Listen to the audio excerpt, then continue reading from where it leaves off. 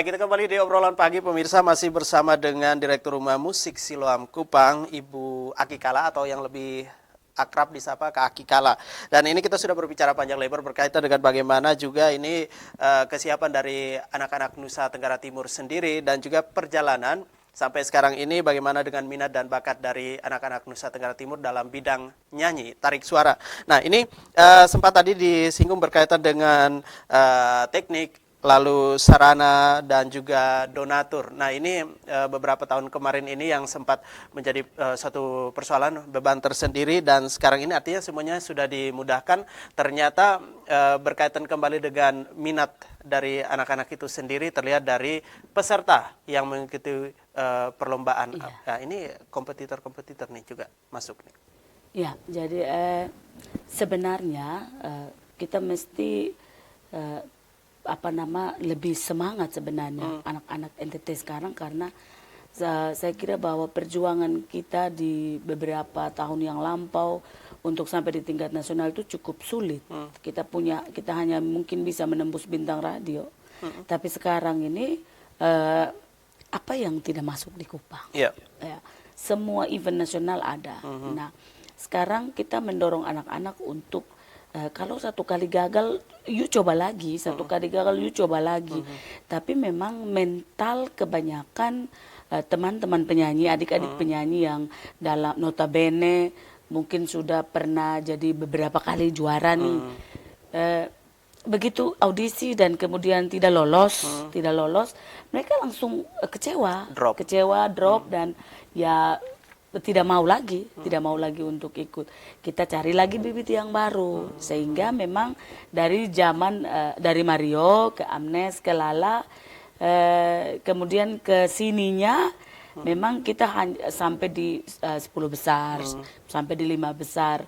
Tetapi kita berharap kalau bisa apa yang sudah di tingkatan yang sudah diraih oleh Amnes dan Mario sebenarnya masih bisa kita raih, masih bisa kita raih.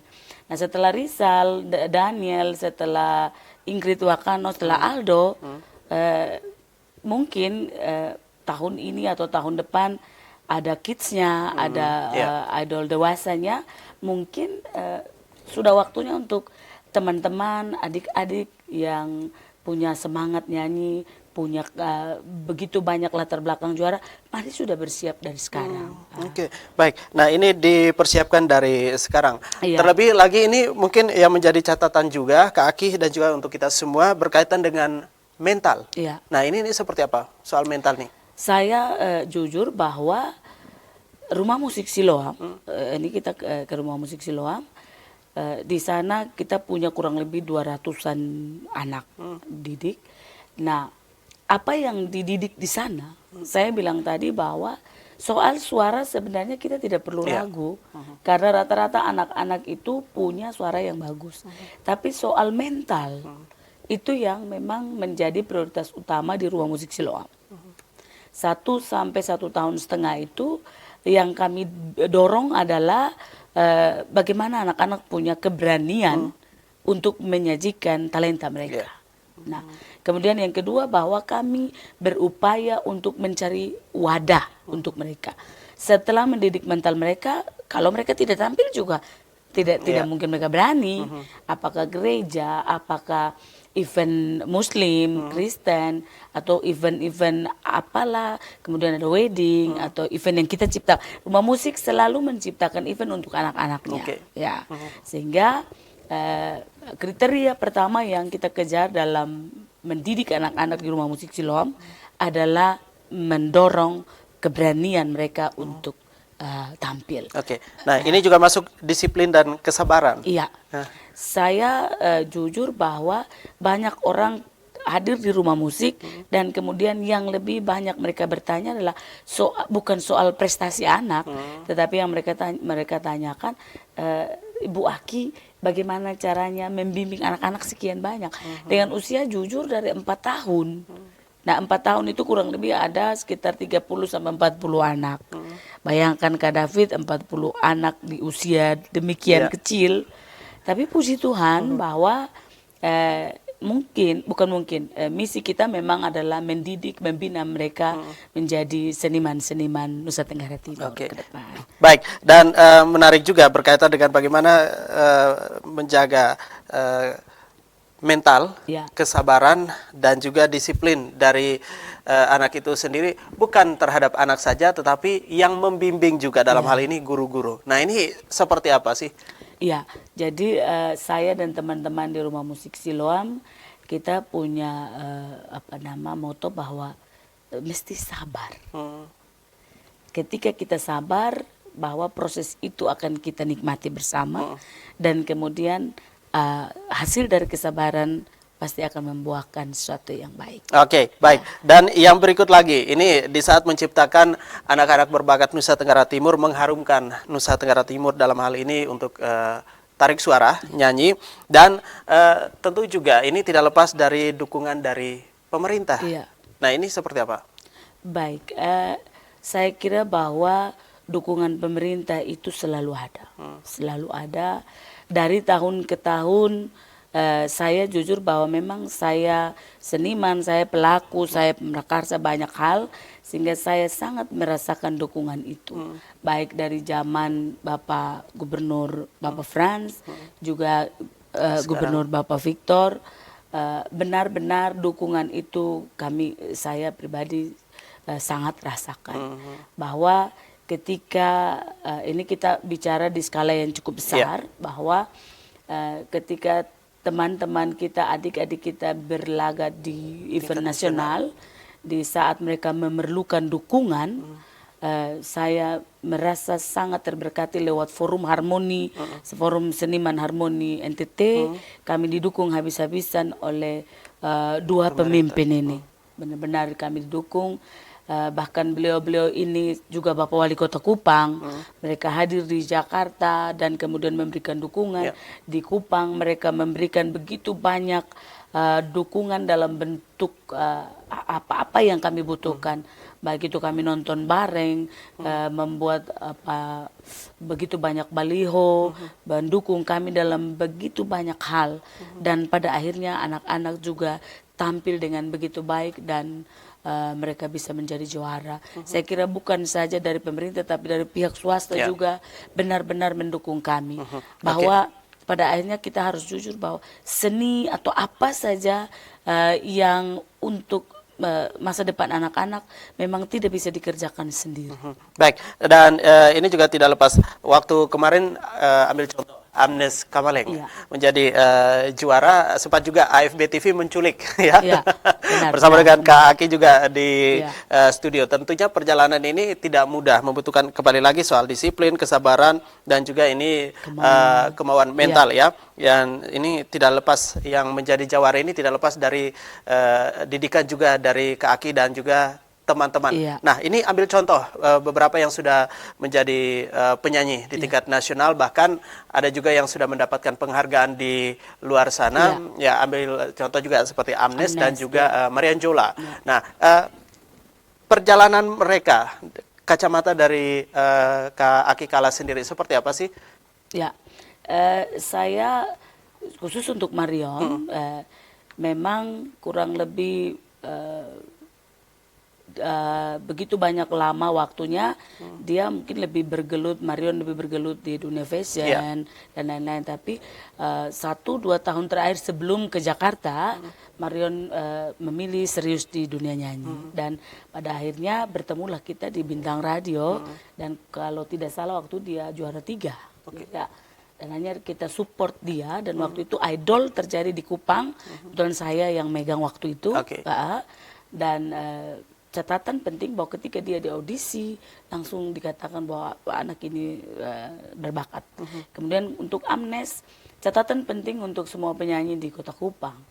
Amnes adalah seorang penyanyi yang sangat tekun.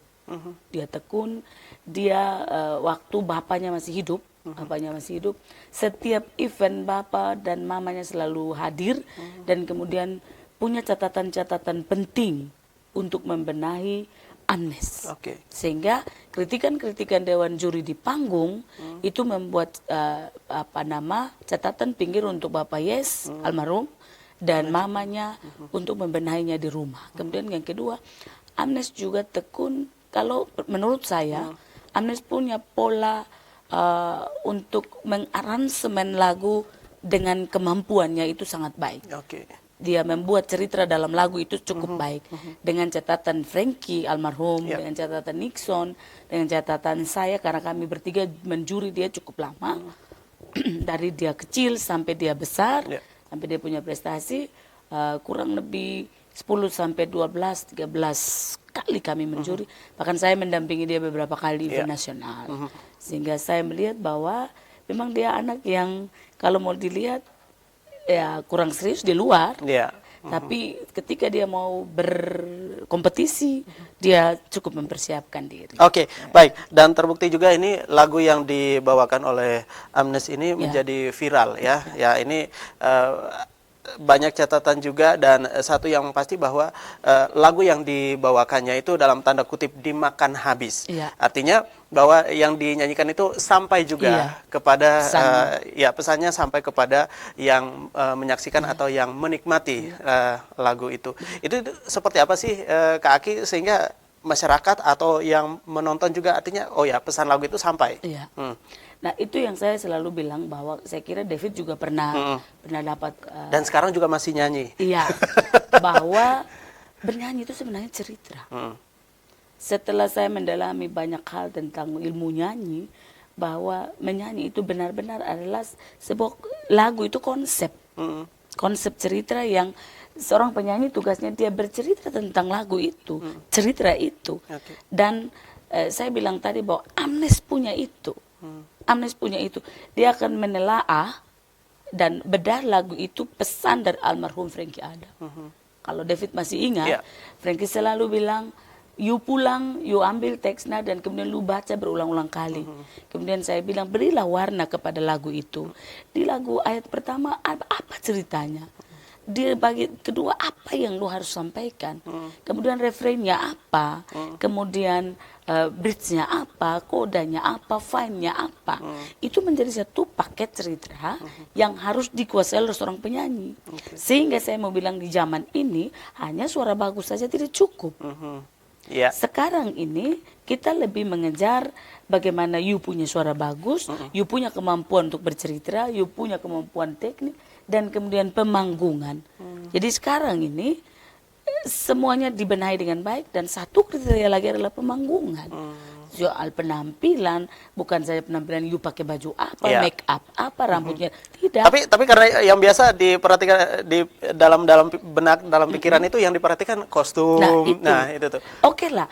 Mungkin salah satu hal yang menunjang kita percaya diri, punya mental yang baik di atas panggung adalah mungkin penampilan. Tetapi bahwa penampilan bukan dalam bentuk fashion, tapi penampilan yang you mesti kuasai panggung, you mesti kuasai audiens, dan itu cerita. Sehingga cerita itu tidak bisa kita cerita untuk diri sendiri loh. Cerita pesan itu kan kita mesti sampaikan kepada semua orang. Dan ini 10 sampai 15 tahun yang lalu kami bertiga, saya Nixon, saya tidak tahu juga yang lain ya. Kami bertiga selalu pesan ini. Kita selalu pesan ini. Dan puji Tuhan, saya juga tidak pernah mau pukul dada bahwa si A jadi hebat, si B jadi hebat karena bukan. Tapi ini memang rentetan perjalanan. Ini proses perjalanan sampai mereka ada di tingkat ini. Ya tidak lepas dari gemblengan ini. Gitu. Baik. Dan yang berikut lagi sebelum kita break, ini ceritanya sangat panjang sekali. Tetapi mumpung ada di sini nih banyak ilmu yang kita harus cari tahu juga, untuk ada juga pemirsa yang sementara menyaksikan obrolan pagi. Dan nanti sebentar setelah iklan saya juga mau langsung todong ke Kak Aki. Apa sih itu? Penasaran juga buat Anda ya pemirsa, nanti kami kembali lagi untuk Anda tetap di obrolan pagi.